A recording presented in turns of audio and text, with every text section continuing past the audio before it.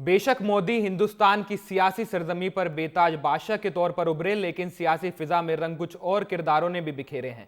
2024 में ही कांग्रेस ने पूर्व प्रधानमंत्री इंदिरा गांधी की इच्छा पूरी की। प्रियंका को वायनाड से टिकट मिला और प्रियंका भारी मतों से जीतकर संसद पहुंच गई। उधर अयोध्या ने भी बता दिया कि राम की नगरी में शबरी के बेर आज भी मीठे हैं। तो अब बात उन किरदारों की करेंगे जिन्होंने हुक्मरानों की फेहरिस्त को चौंका दिया। सरकारी कंपनियां सिर्फ एक व्यक्ति को दी जाए। सनातनी Hindu, let me be very clear to you guys, 100 से ज्यादा बाउंड्री वाल है, ढह गई है। साल 2024 का अध्याय खत्म हो गया है। 2025 अपने अंदर कई किस्सों को समेटे बैठा हुआ है, लेकिन 24 ने कुछ ऐसे सियासी धुरंधर दिए जो आते ही राजनीति के पटल पर छा गए। फहरिस्त लंबी है, नाम बहुत से हैं, लेकिन 24 के कुछ ऐसे नाम थे जिनकी किस्मत इस साल चमक उठी। प्रियंका गांधी हो, आंध्र प्रदेश के डिप्टी सीएम पवन कल्याण हो, या फिर अयोध्या के सांसद अवधेश प्रसाद। सबसे पहले बात प्रियंका गांधी की। 24 का चुनाव आया और प्रियंका के लिए लाया संसद के दरवाजे की चाबी।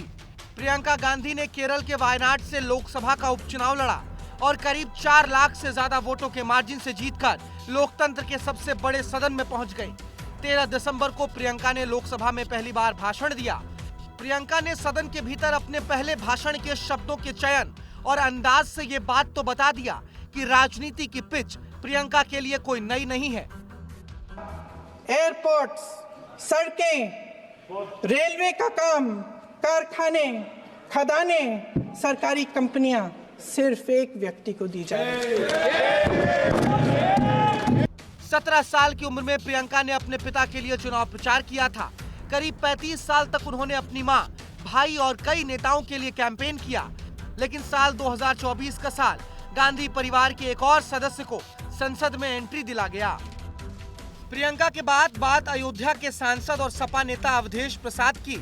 अवधेश प्रसाद अयोध्या से जीतकर 2024 में संसद पहुंचे।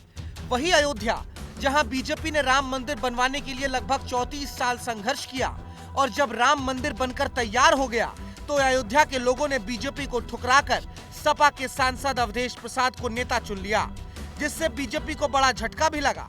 अवधेश प्रसाद संसद पहुंचे और अखिलेश यादव की परछाई बन गए। संसद के बाहर और भीतर अवधेश प्रसाद सपा सुप्रीमो के साथ ही नजर आने लगे। ये प्रधानमंत्री जी ने 6 महीने पहले एक रेलवे स्टेशन का जो अयोध्या के नाम है उसका उद्घाटन किया था। 150 से ज्यादा बाउंड्री वाल है, ढह गई है। अयोध्या के बाद आपको दक्षिण भारत लिए चल रहे हैं, क्योंकि बात होगी साउथ के सुपरस्टार और आंध्र प्रदेश के डिप्टी सीएम पवन कल्याण की। अभिनेता से नेता बने पवन कल्याण जून 2024 में आंध्र प्रदेश के डिप्टी सीएम बने। उनकी जनसेना पार्टी ने विधानसभा चुनाव में 100% स्ट्राइक रेट के साथ 21 सीटें जीती।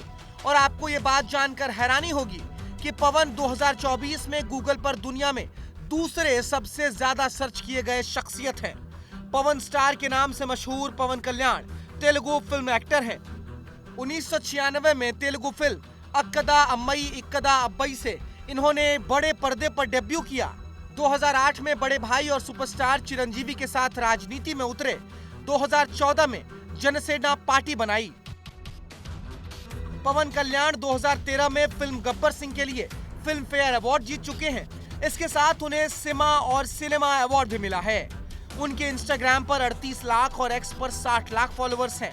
फोर्ब्स इंडिया की 2023 की टॉप 100 सेलिब्रिटी लिस्ट में पवन कल्याण का नाम शुमार था और 2024 में उनका जलवा बरकरार रहा।